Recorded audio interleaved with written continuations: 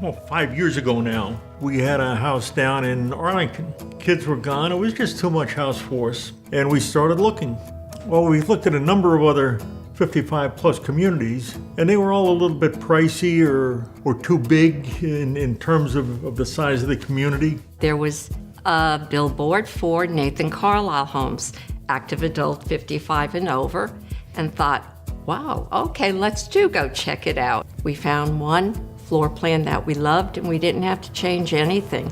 George loved the energy efficiency qualities, where I looked at the space, utilization of the square footage, which was fabulous. We cut our utility bills about in half. When it came to actually designing the house, we went down to a design center where there was a huge range of finishes and possibilities. Nathan Carlisle made it very easy to see the choices and to put things together.